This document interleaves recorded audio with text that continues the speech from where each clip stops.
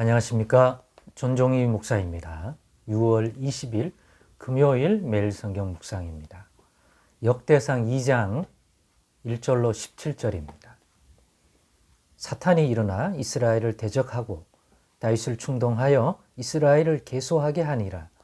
다윗이 요압과 백성의 지도자들에게 이르되 너희는 가서 브엘세바에서부터 단까지 이스라엘을 계소하고 돌아와 내게 보고하여 그 수요를 알게 하라 하니 요압이 아뢰되 여호와께서 그 백성을 지금보다 100배나 더하시기를 원하나이다. 내 주 왕이여, 이 백성이 다 내 주의 종이 아니니까 내 주께서 어찌하여 이 일을 명령하시나이까? 어찌하여 이스라엘이 범죄하게 하시나이까 하나. 왕의 명령이 요압을 재촉한지라. 드디어 요압이 떠나 이스라엘 땅에 두루 다닌 후에 예루살렘으로 돌아와 요압이 백성의 수요를 다윗에게 보고하니 이스라엘 중에 칼을 뺄 만한 자가 110만 명이요 유다 중에 칼을 뺄 만한 자가 47만 명이라. 요압이 왕의 명령을 마땅치 않게 여겨 레위와 베냐민 사람은 계수하지 아니하였더라. 하나님이 이 일을 악하게 여기사 이스라엘을 치심해 다윗이 하나님께 아뢰되 내가 이 일을 행함으로 큰 죄를 범하였나이다. 이제 간구하옵나니 종의 죄를 용서하여 주옵소서. 내가 심히 미련하게 행하였나이다 하니라. 여호와께서 다윗의 선견자 갓에게 말씀하여 이르시되 가서 다윗에게 말하여 이르기를 여호와의 말씀이 내가 너에게 세 가지를 내어 놓으리니 그 중에서 하나를 너가 택하라. 내가 그것을 너에게 행하리라 하셨다 하라 하신지라. 갓이 다윗에게 나아가 그에게 말하되 여호와의 말씀이 너는 마음대로 택하라. 혹 3년 기근이든지 혹 너가 석 달을 적군에게 패하여 적군의 칼에 쫓길 일이든지 혹 여호와의 칼 곧 전염병이 사흘 동안 이 땅에 유행하며 여호와의 천사가 이스라엘 온 지경을 멸할 일이든지라고 하셨나니 내가 무슨 말로 나를 보내신 이에게 대답할지를 결정하소서 하니 다윗이 갓에게 이르되 내가 곤경에 빠졌도다. 여호와께서는 긍휼이 심히 크시니 내가 그의 손에 빠지고 사람의 손에 빠지지 아니하기를 원하나이다 하는지라. 이에 여호와께서 이스라엘 백성에게 전염병을 내리시매 이스라엘 백성 중에서 죽은 자가 7만 명이었더라.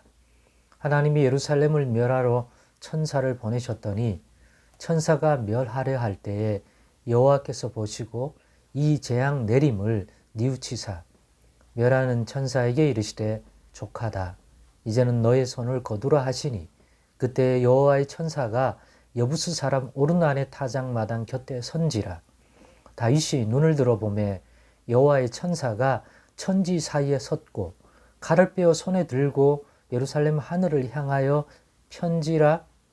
다윗이 장로들과 더불어 굵은 배를 입고 얼굴을 땅에 대고 엎드려 하나님께 아뢰되 명령하여 백성을 계수하게 한 자가 내가 아니니까 범죄하고 악을 행한 자는 곧 나이니이다. 이 양떼는 무엇을 행하였나이까? 청하건대 나의 하나님 여호와여, 주의 손으로 나와 내 아버지의 집을 치시고 주의 백성에게 재앙을 내리지 마옵소서 하니라. 아멘. 네, 오늘은 사탄이 다윗을 충동시키다 라는 제목으로 묵상 나눔을 갖겠습니다. 사탄이 다윗을 충동시키다 라는 말은 참 다윗과는 안 어울리는 말이죠. 지금까지 우리가 보았던 내용과 그냥 일반적으로 알고 있는 다윗은 믿음이 좋은 하나님의 뜻대로 순종하기를 즐겨하는 하나님을 경외하는 믿음 좋은 다윗입니다.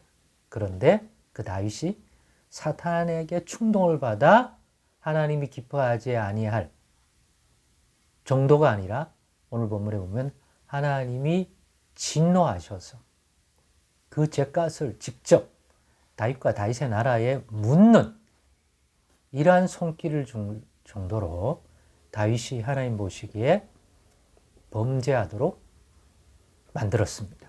그런 사탄의 충동을 받을 정도의 다윗. 상상하기 어려운 것 같습니다. 그런데 성경은 분명히 다윗이 이때만 아니요 또 한 차례 범죄하는 큰 사안이 있는데 그건 그때 가서 하고요.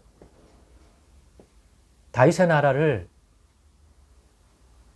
하나님께서 다윗에게 약속한 대로 견고하게 해준 그러한 손길을 받은 은혜 받은 후에 갑자기 다윗은 사탄의 충동을 받습니다.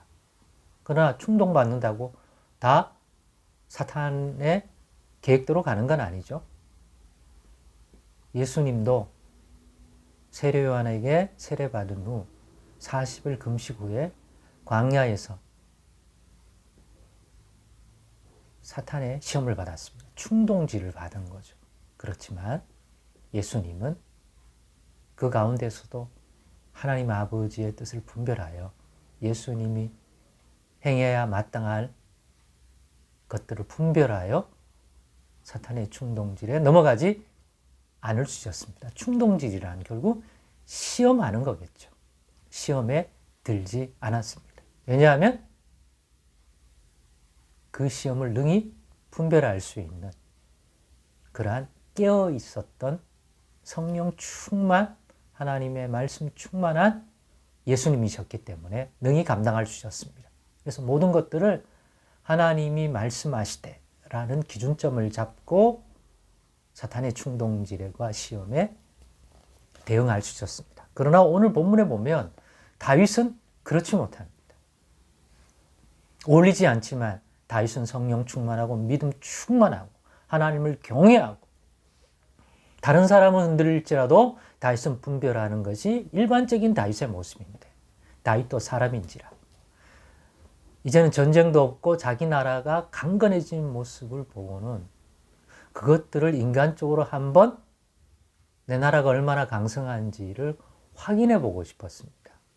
지극히 인간적으로 육신적인 어떤 충족감을 가지고 싶었던 것이죠. 근데 그게 뭐 크게 문제가 될까 이런 생각을 한 거예요.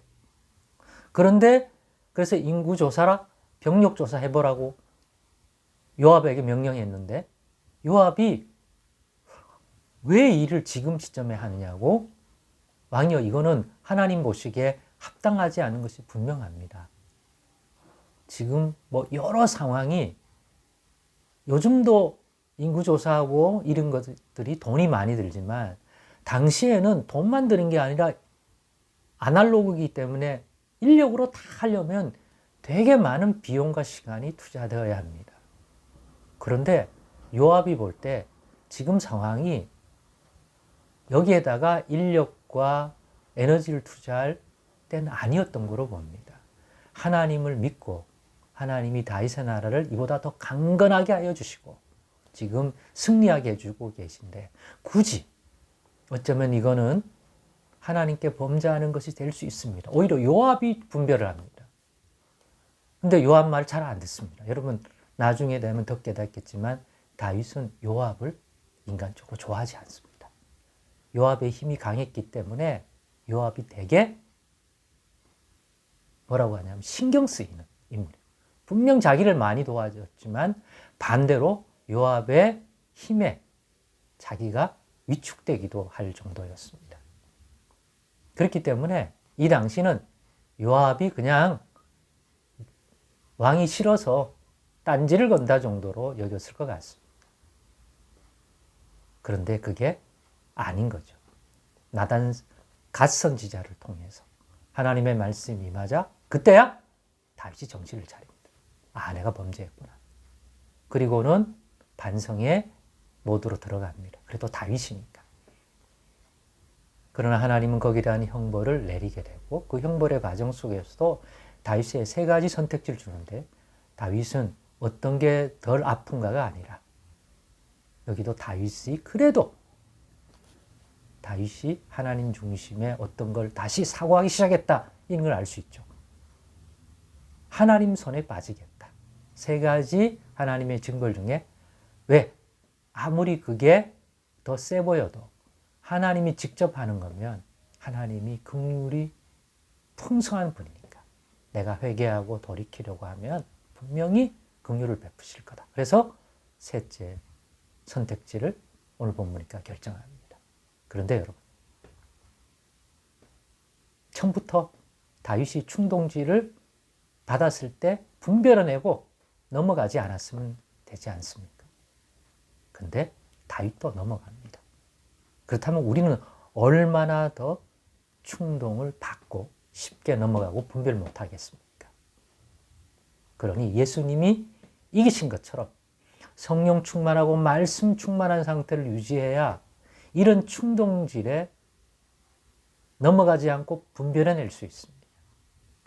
그러니까 깨어 있으십시다. 다윗도 이렇게 당할 수 있는 게 이 세상의 사탄의 관계인데 사실 우리는 얼마나 당하겠습니까? 그리고도 자기가 충동당한지 모르는 정도입니다. 그러니 여러분, 충동당하지 않고 충동받았다 하더라도 이기려면 영적으로 깨어 있어야 가능합니다. 오늘도 말씀 충만, 성령 충만, 기도 충만을 통해서 하나님 아버지의 우리를 향한 거룩한 뜻을 분별하고 그 길을 분별할 수 있는 그러한 영적인 분별력, 믿음 충만, 성령 충만 달라고 구하기를 쉬지 않는, 은혜 주실 때 방심하지 말고 감사함으로도 깨어있는 일에 우리 이러한 묵상을 통하여 힘써야 되겠다. 꼭 깨닫는 저와 여러분 되시길 바랍니다. 기도하겠습니다.